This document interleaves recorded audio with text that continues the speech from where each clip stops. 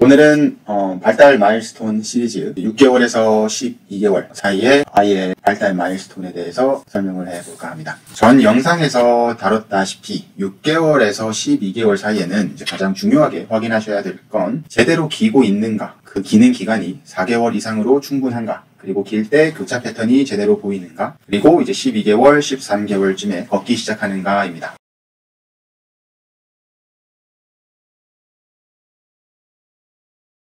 기기는 기는데 좀 불편해 보인다거나 계속 이제 균형을 잘 못 잡고 몇 번 안 가다가 한쪽으로 무너진다거나 다리가 아닌 이제 엉덩이로 앉아서 긴다거나 너무 일찍 한 9개월쯤 서서 이제 걸으려고 한다거나 혹은 이제 13개월이 지났는데도 아직 못 걷고 있다 하는 증상들이 보이면 일단 지금 뇌 어딘가가 영향을 받고 있다고 생각을 하셔야 돼요. 이 기는 행위는 단순히 이제 근육을 쓰는 개념이 아니라 이 기는 과정을 통해 우뇌와 좌뇌의 회로들이 연결이 되고 그 연결들을 매끄럽게 하기 위해 이제 소뇌와 또 그와 연결되어 있는 이제 중간뇌, 특히 바닥핵이라고 불리는 베이서 갱글리아, 그리고 이제 대뇌까지 회로들의 이 연결이 더 효율적으로 만들어지고 진화하는 과정이라고 생각을 하시면 쉬울 것 같아요. 이 회로들의 연결성이 잘 균형 있게 이루어져야 우리의 뇌, 몸 전체의 통제 기관인 이 전두엽이 제대로 발달을 하게 됩니다. 또한 이 기능 과정을 통해 그 대근육들이 잘 만들어지고 그래야 나중에 소근육들이 제대로 발달을 하게 되고 또 이 기능 과정을 통해 아이가 기어 오르고 내리고 자세를 바꾸고 하는 이 과정이 또 전정기관 에 영향을 주게 되고 이 전정기관들이 대근육과 더불어서 눈의 소근육에도 영향을 미쳐 눈의 추적 시스템에도 영향을 주게 되고 척추 건강에도 영향을 주게 됩니다. 그리고 또 대근육, 코어 근육, 자세 근육을 통해 가운데 미드라인 소뇌가 제대로 발달이 이루어지게 되면서 측면 소뇌가 발달을 하기 시작을 하고 그러면서 이 측면 소뇌와 연결이 된 특히 이제 말하기, 발화, 그리고 인지 능력, 행정 능력, 사고력 등에까지 영향을 주게 돼요.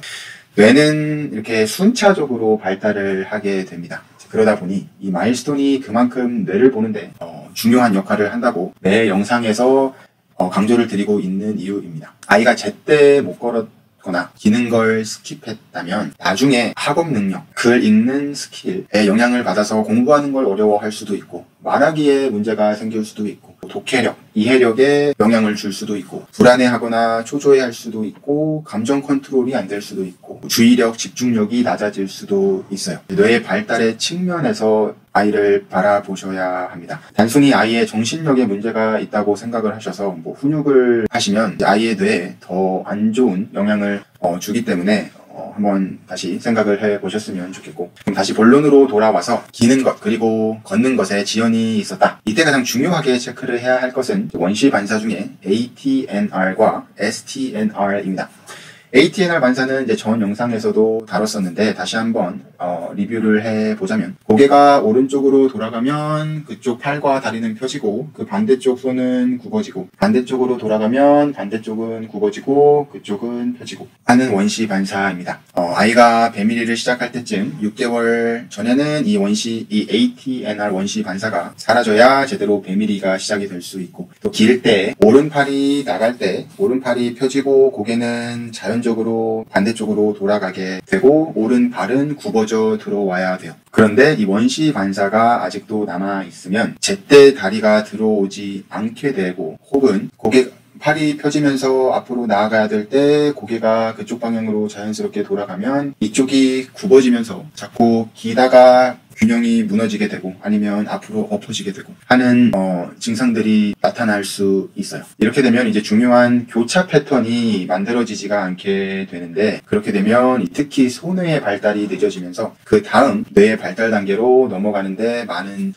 걸림돌이 생기게 되고 또 그러다 보면 이제 전정기관에 제대로 된 인풋들이 들어가지 않게 되니 균형 감각에 또 문제가 생길 수도 있고 그러니 두 발로 설 때 코어 근육, 대근육들이 제대로 발달이 안 되게 되고 균형 감각 또한 제대로 발달이 안 돼 있는 상태니 서는 게 늦고 걷는 게 늦고 결국 대뇌까지 발달에 영향을 미치게 되는 거예요. 단순히 자폐나 ADHD 같은 신경 다양성 아이들만 한정하는 게 아니에요. 정상적으로 보이는 아이들도 마일스톤이 스킵이 됐거나 제대로 지나가지 않았다면 어떤 형태로든 아이가 나이가 들면서 나오게 돼요. 그게 행동적인 부분일 수도 있고 학업적인 부분일 수도 있고 감정적인 부분일 수도 있어요. 그러면 이 ATNR 원시 반사가 남아있는지 어떻게 확인이 가능한가? 7개월 이상인 아이들은 무릎과 손으로 이 기는 자세를 만들어 주시면 돼요.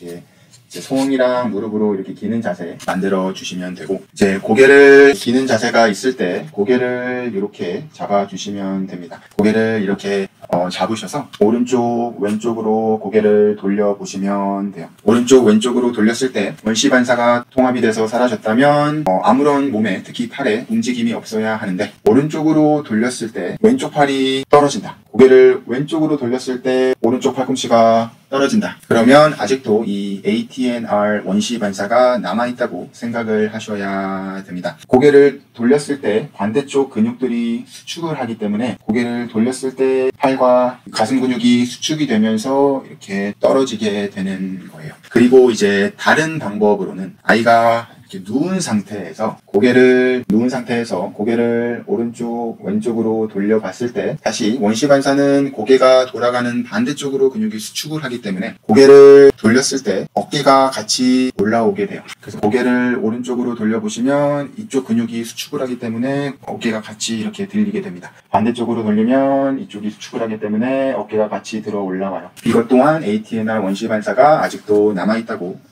생각을 하셔야 됩니다.